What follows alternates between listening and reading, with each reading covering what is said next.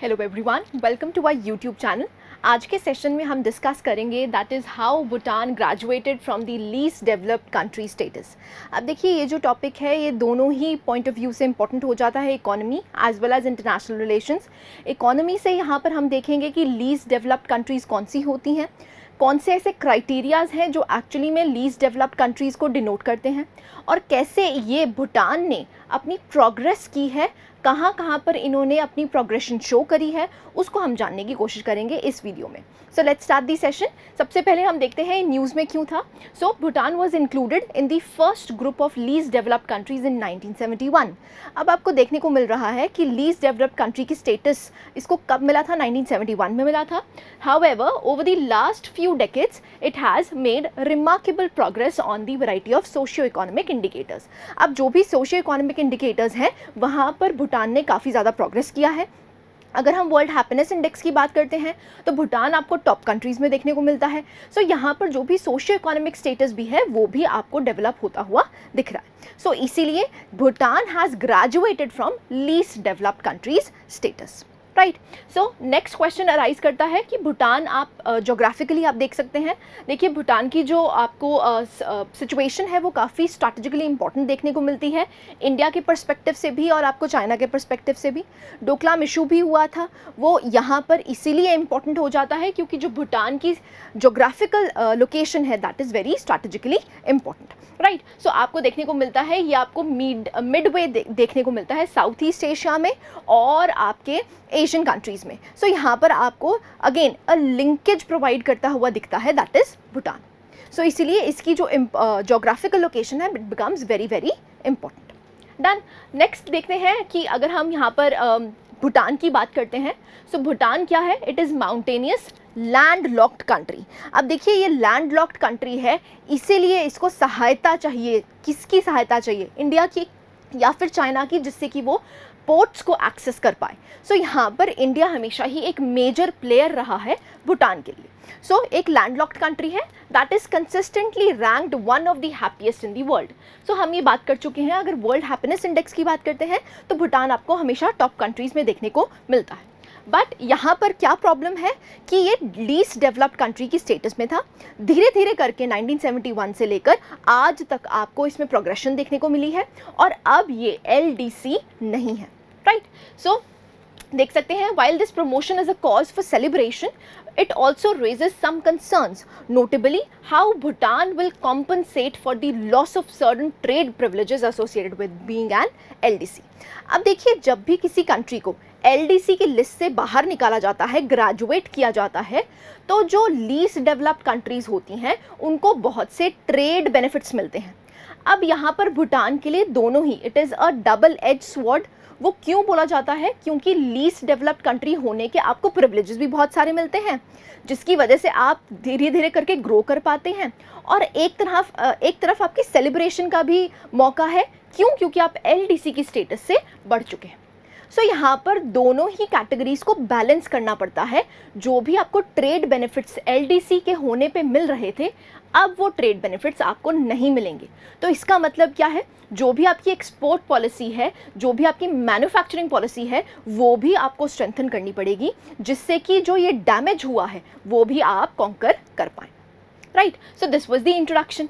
अब अगर बात करते हैं कि what is LDC, that is least developed country, होता ही क्या है। देखिए, ये जो कॉन्सेप्ट है ये 1960 में ओरिजिनेट हुआ था। इट वॉज कोडिफाइड, ये बहुत इंपॉर्टेंट हो जाता है। देखिए, यहाँ से आपसे क्वेश्चन एक्सप्लिसिट बन सकता है कि प्रीलिम्स में ये पूछ सकते हैं कि बताइए किसने इसको कोडिफाई किया था। So it was codified under UN resolution 2768। बहुत इंपॉर्टेंट बन जाता है, यहाँ से आपका प्रीलिम्स का क्वेश्चन बन सकता है। Now it was passed in that is 1971। सो 1971 में जो पहली लिस्ट बनाई गई थी उसमें आपको भूटान देखने को मिलता है। आई होप यहाँ तक क्लैरिटी है। सो कौन सा रेजोल्यूशन है याद कर लीजिए, that is UN resolution 2768। Done. आगे बढ़ते हैं। That is according to the UN, an LDC is defined as a country that exhibits the lowest indicators of socio-economic development with low levels of income. अब देखिए, अगर हम यहाँ पर socio economic development indicators की बात करते हैं, चाहे फिर वो ह्यूमन कैपिटल इंडेक्स हो एंड सो ऑन, बहुत सारे सोशियो इकोनॉमिक इंडिकेटर्स आपको देखने को मिलते हैं, वहाँ पर जो इनकी सक्सेस स्टोरी है वो आपको काफ़ी कम देखने को मिलती है, नंबर वन। नंबर टू, यहाँ पर जो इनके डेवलपमेंटल गोल्स हैं या फिर जब हम इनकम लेवल्स की बात करते हैं तो भी आपको काफ़ी कम देखने को मिलती है। तभी हम कहते हैं कि एक पर्टिकुलर कंट्री क्या है, that is least developed, right. अब क्राइटेरियाज कौन कौन से हैं वो बहुत इंपॉर्टेंट हो जाता है। देखिए, 3 क्राइटेरियाज हैं जिससे हम डिफाइन कर पाते हैं कि that this particular country is a least developed country. So first condition क्या है, it must have a gross national income, that is GNI per capita below the threshold of 1230 USD over a 3-year average. So पहला condition क्या है कि जो आपकी GNI per capita है वो कितनी होनी चाहिए, इससे कम होनी चाहिए, दैट इज 1230 USD से कम होनी चाहिए for a duration of 3 years। तब हम कहेंगे कि एक particular country least developed country है। सेकेंड क्या आता है, that is it must perform poorly on a composite human asset index based on indicators including nutrition, education and health. अब देखिए, न्यूट्रिशन, एजुकेशन और हेल्थ 3 कोर सेक्टर्स बन जाते हैं अगर आप इन इंडिकेटर्स पे भी प्रॉपरली परफॉर्म नहीं कर रहे हैं, बहुत रैंक आपका नीचे आ रहा है, तब भी हम कहेंगे कि ये लीस्ट डेवलप्ड कंट्री है। थर्ड आता है, that is the country must demonstrate economic vulnerability such as being prone to natural disasters and possessing structural economic constraints. आपकी इकोनॉमी वेल डिफाइंड नहीं है, that your economy is vulnerable to catastrophes. So अगर आपकी economy ऐसी है कि कोई भी डिस्टर्बेंस होगी तो आपकी इकोनॉमी डिस्टेबलाइज हो जाएगी, तब भी हम कहेंगे कि आप एक लीस्ट डेवलप्ड कंट्री। अब जब ये तीनों कैटेगरीज फुलफिल होंगी तभी हम कहेंगे कि a particular country is a least developed country. अब देखिए, अगेन यहाँ से आपका प्रीलिम्स का क्वेश्चन बनेगा जहाँ पर आपसे एक्सप्लिसिटली पूछा जाएगा कि बताइए कौन सी ऐसी कंडीशंस हैं जो फुलफिल होनी चाहिए for a least developed country. I hope यहाँ तक क्लैरिटी है। सो तीनों कंडीशंस आपने याद कर लेनी है। नेक्स्ट बढ़ते हैं, दैट इज अगर हम बात करते हैं, एक कोट दिया गया है, countries must meet a selection from all the 3 criteria simultaneously and are reviewed on a 3-year basis by the UN। हर 3 साल बाद ये कैटेगरीज, जो 3 कैटेगरीज दी गई हैं, हर 3 साल बाद वो कंट्री की एनालिसिस की जाती है बाय द UN और फिर उनको कैटेगराइज किया जाता है कि क्या ये LDC से ग्रेजुएट होंगे या नहीं, राइट। सो 1971 में जब पहली लिस्ट बनाई गई थी तो भूटान उस टाइम से LDC है, अब ये ग्रेजुएट कर चुका है। सो याद रखना है, यहाँ पर रिव्यूइंग कितने सालों बाद हो रही है, ऑन अ 3-year बेसिस। यहाँ से भी आपका प्रीलिम्स का क्वेश्चन बन सकता है। Of those 33 are from Africa. अगर हम LDC की बात करते हैं तो आपको 46 कंट्रीज़ अभी देखने को मिलती हैं जो कि LDC की कैटेगरी में है, जिसमें से 33 are from Africa and 9 are from Asia. बहुत ही इंपॉर्टेंट हो जाता है, यहाँ से भी आपका प्रीलिम्स का क्वेश्चन बन सकता है कि अगर हम LDCs की बात करते हैं तो कितनी कंट्रीज़ आपको LDC देखने को मिलती हैं। तो 46 कंट्रीज़ हैं जिसमें मेजॉरिटी सेक्शन कहाँ पर देखने को मिलता है, that is in Africa. I hope यहाँ तक क्लैरिटी है, राइट। सो हमने 3 क्राइटेरियाज पढ़ लिए और ये जो 3 क्राइटेरियाज हैं तीनों ही फुलफिल होने चाहिए अगर हमें किसी कंट्री को LDC कैटेगराइज करना है, नंबर 1। और यहाँ पर रिव्यू कितने साल बाद होता है, 3 साल बाद रिव्यू होता है, राइट। नेक्स्ट चलते हैं, that is how does a country gate off the LDC list. अब यहाँ पर जो LDC लिस्ट है उससे अगर बाहर निकलना है, ग्रेजुएट करना है, तो यहाँ पर क्या आपको करना पड़ेगा। ऑब्वियस सी बात है, जो 3 कैटेगरीज थी उनको आपको फुलफिल करना पड़ेगा। तो पहली कंडीशन यहाँ पर क्या आ जाती है, अ nation must have a GNI per capita of at least 1242। याद रखना है, अगर आपकी GNI पर कैपिटा 1242 से अबव हो जाती है फॉर कंसेक्यूटिव 2 ट्राइनियल रिव्यूज़। ट्राइनियल रिव्यूज़ का मतलब क्या है, क्योंकि हर 3 साल बाद आपको रिव्यू देखने को मिलता है, तो पहले 3 साल में भी आपकी जीएनआई पर कैपिटा इससे ऊपर हो चुकी हो, और जब तीसरी रिव्यू होगा 3 सालों बाद फिर से रिव्यू किया जाएगा, तो कंसेक्यूटिव 2 टर्म्स में आपकी जो जीएनआई पर कैपिटा इनकम है वो किससे ज़्यादा हो चुकी हो, 1242 से। This is condition number 1। Next आता है दैट इज, अगर हम बात करते हैं, a nation must show that it has improved is human capital in order to achieve all the human assets requirement. अब देखिए, चाहे फिर हम न्यूट्रिशन की बात करें, चाहे फिर हम हेल्थ की बात करें, एजुकेशन की बात करें, एक कंट्री को इन तीनों चीज़ों में प्रोग्रेस कर लेना चाहिए। अगर यहाँ पर प्रोग्रेशन दिखती है तो हम कहेंगे कि वो LDC की लिस्ट से बाहर आ सकता है। नेक्स्ट अगर बात करते हैं, that is a nation also must show that it has improved its ability to withstand external economic shocks. अब यहाँ पर तीसरा कंडीशन क्या था कि उनकी जो इकोनॉमी है दैट इज़ वल्नरेबल। अब वो वल्नरेबल ना हो के स्टेबिलिटी की तरफ अगर आपको देखने को मिलती है कि अगर कोई भी एक्सटर्नल शॉक्स देखने को मिलते हैं तो इनकी जो इकोनॉमी है वो डीस्टेबलाइज नहीं होगी, it can bear those shocks, तो हम कहेंगे कि वो LDC की लिस्ट से बाहर आ सकता है। तो आपको अगेन कंडीशंस पता चल गई। यहाँ पर आपको याद रखना क्या है, that is GNI per capita कितना होना चाहिए, 1242 for 2 consecutive triennial reviews. This is what you need to remember, right. So इन क्राइटेरियाज को मीट करके हम LDC की लिस्ट से बाहर आ सकते हैं। अब how did Bhutan get off the LDC list, अब ये क्वेश्चन उठता है क्योंकि हम भूटान के बारे में बात कर रहे हैं। सो यहाँ पर हम जान लेते हैं, जो भूटान की इकोनॉमी है it increased more than 8 times in the last 20 years. So last 20 सालों में आपको देखने को मिलता है कि जो भूटान की इकोनॉमी है वो 8 टाइम्स बढ़ चुकी है। तो यहाँ पर ऑब्वियस सी बात है, GNI पर कैपिटा इनकम भी इंक्रीज हुआ होगा, तभी यहाँ पर LDC की लिस्ट से ये बाहर निकल चुका है, राइट। नेक्स्ट अगर बात करते हैं, additionally the percentage of people living in the poverty as determined by the amount of money they make each day decreased from 17.8% in 2003 to 1.5% in 2017। सो यहाँ पर आपको देखने को मिल रहा है कि जो परसेंटेज है जो कि लोग एक्चुअली में they were living in poverty that has decreased drastically. कितनी परसेंटेज थी पहले, 17.8% अगर हम 2003 की बात करते हैं, लेकिन वो डिक्रीज होके कितनी हो चुकी है, दैट इज़ 1.5%। सो यहाँ से ऑब्वियस ही बात है, अगर वो पॉवर्टी से अबव हो चुके हैं, इसका मतलब क्या है कि वो सोशियो इकोनॉमिक इंडिकेटर्स में वेल परफॉर्म करेंगे, तभी आपको भूटान देखने को मिल रहा है कि वो LDC की लिस्ट से ग्रेजुएट हो चुका है, राइट। नेक्स्ट अगर बात करते हैं, in the same way the percentage of people living below the national poverty line decrease from 23% approximately in 2007 to 8.2% in 2017। Again आपको देखने को मिल रहा है कि जो लोग BPL बिलो पॉवर्टी लाइन में रह रहे थे दैट वाज अप्रॉक्सीमेटली 23% इन 2007, वो भी आपको काफ़ी डिक्रीज होता हुआ दिखता है, दैट इज़ अप्रॉक्सीमेटली 8%।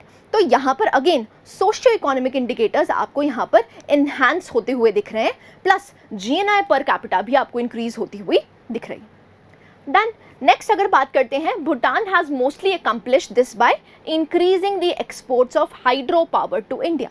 अब देखिए, मेजॉरिटी चंक यहाँ पर देखने को मिल रहा है कि इनकी इकोनॉमी स्ट्रेंथन कैसे हुई है, क्योंकि यहाँ पर स्ट्रैटेजिक इंपॉर्टेंस इनकी जोग्राफिकल लोकेशन की है, जिसकी वजह से यहाँ पर ये हाइड्रो पावर जनरेट करने में सक्षम रहे हैं।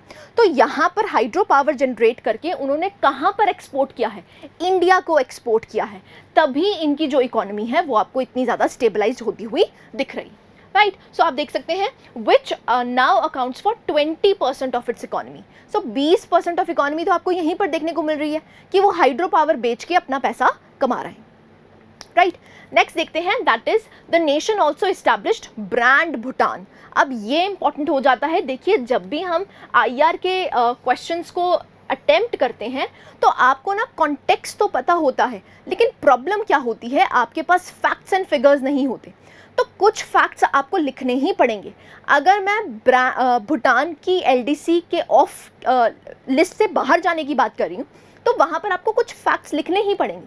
तो यहाँ पर क्या है, यहाँ पर नेशन ने क्या इस्टेब्लिश किया है, brand Bhutan in an effort to diversify its exports. So यहाँ पर ब्रांड भूटान बनाया गया है जो कि एक्चुअली में एक्सपोर्ट्स के लिए बनाया गया है।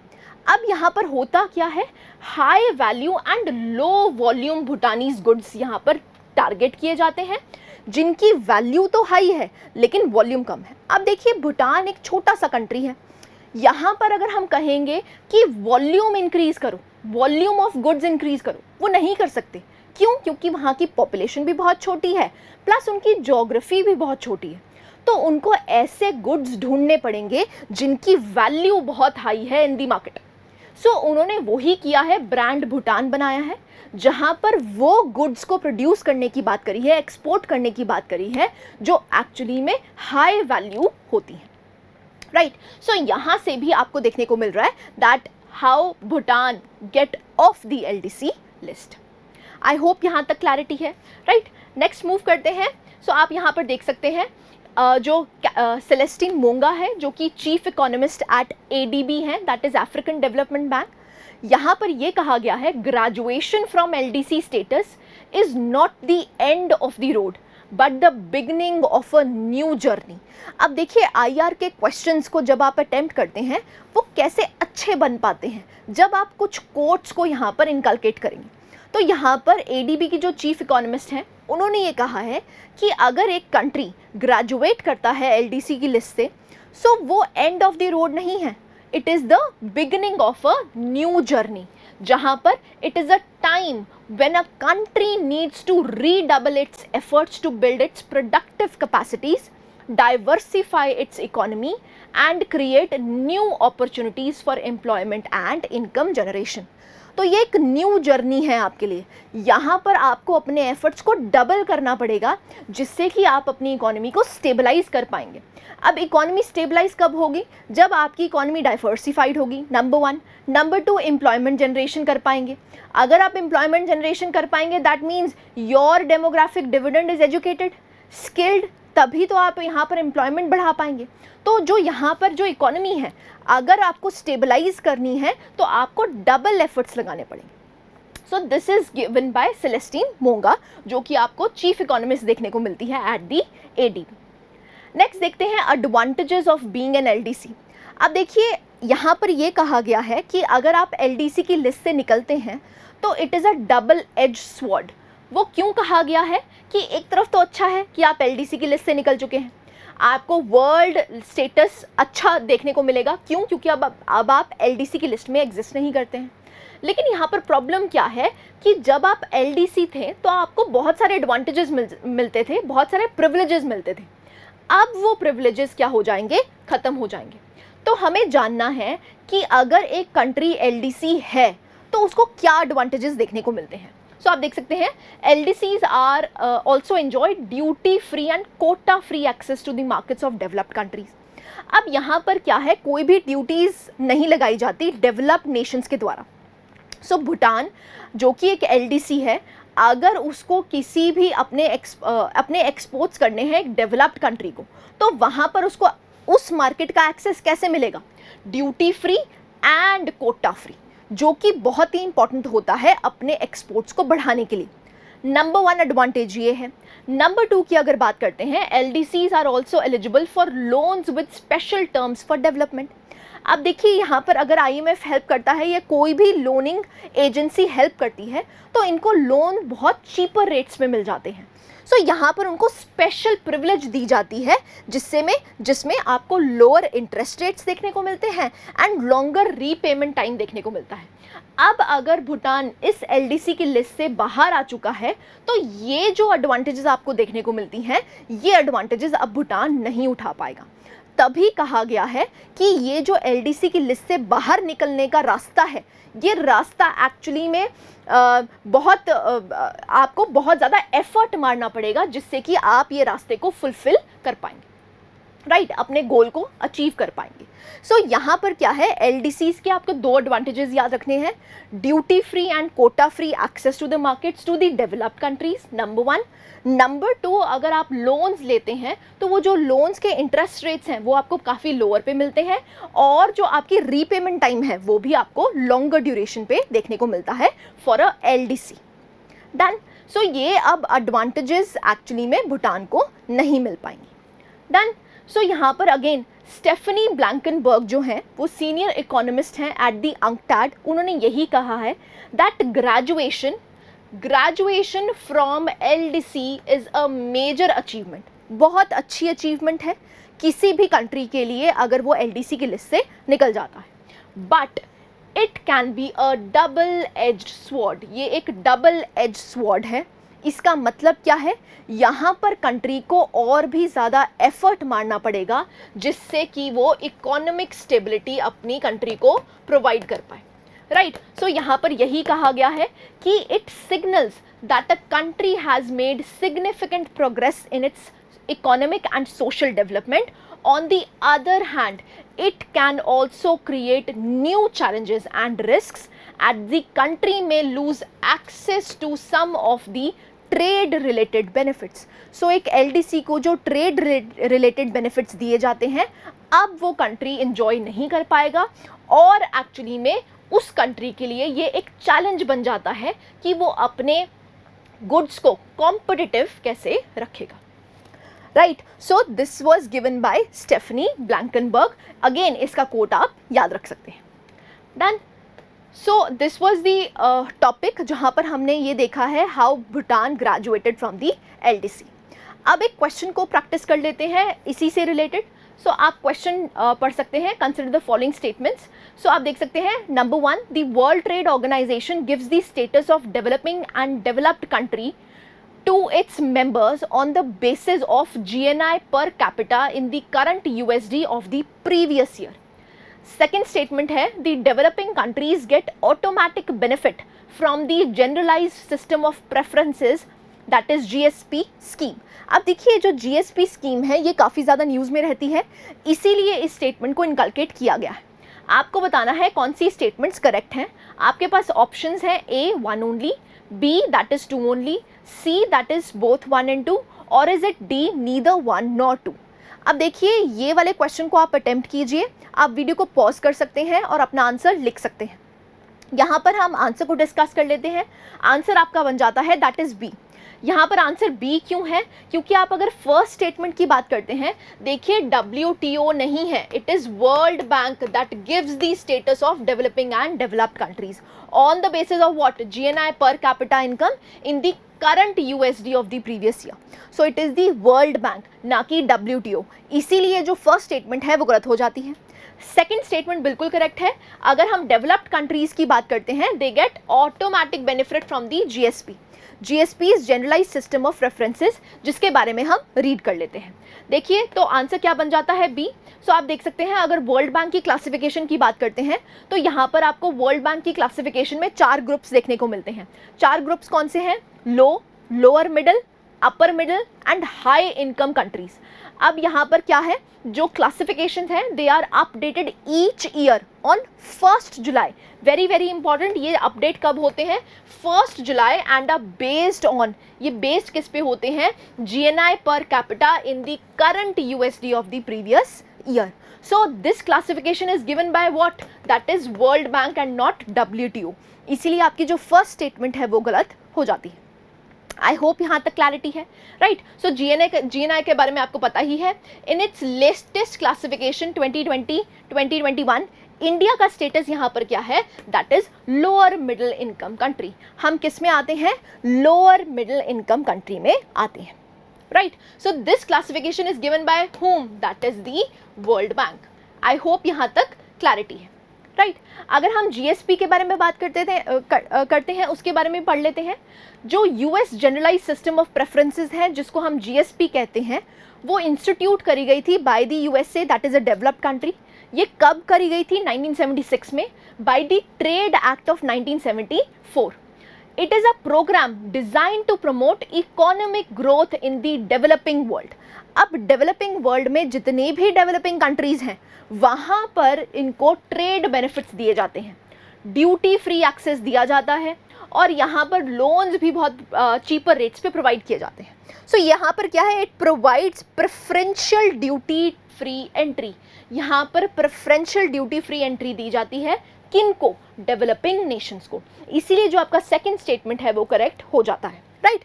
सो up to 5000 products imported from one of the 123 designated beneficiary countries and territories. So यहाँ पर आपको देखने को मिलता है ये एक्ट किसके द्वारा बनाया गया है, यूएसए के द्वारा बनाया गया है, राइट। सो इसलिए आपको सेकंड स्टेटमेंट ठीक होता हुआ दिखता है। So this was it. यहाँ पर हमने एक क्वेश्चन को भी डिस्कस किया जहाँ पर आपसे जीएसपी के बारे में पूछा गया है, जो कि काफ़ी ज़्यादा न्यूज़ में आपको देखने को मिलता है। So I hope you like this session. Thank you very much.